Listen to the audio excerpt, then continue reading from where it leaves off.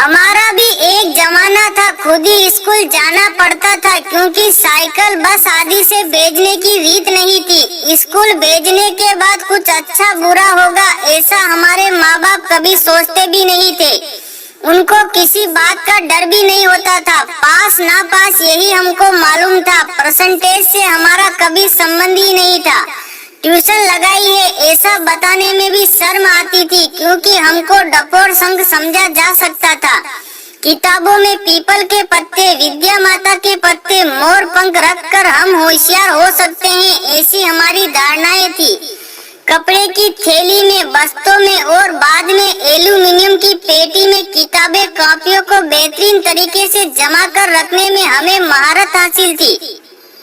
हर साल जब नई क्लास में बस्ता जमाते थे उसके पहले किताबें कॉपी पर ऊपर रद्दी पेपर की जिद चढ़ाते थे और ये काम एक वार्षिक उत्सव या त्योहार की तरह होता था। साल खत्म होने के बाद किताबें बेचना और अगले साल की पुरानी किताबें खरीदने में हमें किसी प्रकार की शर्म नहीं होती थी क्योंकि तब हर साल नई किताबें बदलती थी और ना ही पाठ्यक्रम। हमारे माता पिताजी को हमारी पढ़ाई का बोझ है ऐसा कभी लगा ही नहीं। किसी दोस्त की साइकिल के अगले डंडे पर और दूसरे दोस्त की पीछे कैरियर पर बिठाकर गली गली घूमना हमारी दिनचर्या थी। इस तरह हम ना जाने कितना घूमा होंगे। स्कूल में सर के हाथ से मार खाना, पैर के अंगूठे पकड़कर खड़े रहना और कान लाल होने तक मरोड़े जाते वक्त हमारा ईगो कभी आड़े नहीं आता था। सही बोले हो, सही बोले तो ईगो का क्या मतलब होता है ये हमें मालूम ही नहीं था। घर और स्कूल में मार खाना भी हमारे दैनिक जीवन की एक सामान्य प्रक्रिया थी। मारने वाला और मार खाने वाला दोनों ही खुश रहते थे। मार खाने वाला इसलिए क्योंकि कल से आज कम पीटे हैं और मारने वाला इसलिए कि आज फिर हाथ धो लिए। बिना चप्पल जूतों के और किसी भी गेंद के साथ लकड़ी की पट्टियों से कहीं पर भी नंगे पैर क्रिकेट खेलने में क्या सुख था वे हमको ही पता था। हमने पॉकेट मनी कभी भी मांगी ही नहीं और पिताजी ने भी दी नहीं, इसलिए हमारी आवश्यकता भी छोटी छोटी सी थी।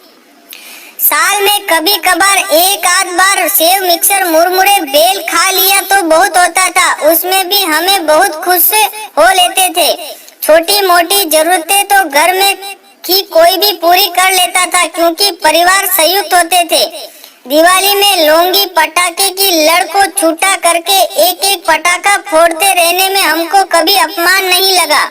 हम हमारे माँ बाप को कभी बता ही नहीं पाए कि हम आपको कितना प्रेम करते हैं क्योंकि हमको आई लव यू कहना आता ही नहीं था। आज हम दुनिया के असंख्य धक्के और टोंट खाते हुए और संघर्ष करती हुई दुनिया का एक हिस्सा हैं।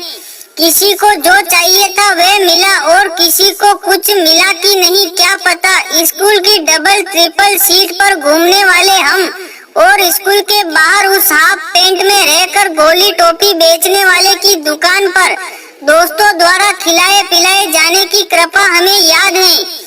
वे दोस्त कहाँ खो गए, वे बेर वाली कहाँ खो गई, वे चूरन बेचने वाली कहाँ खो गई पता नहीं।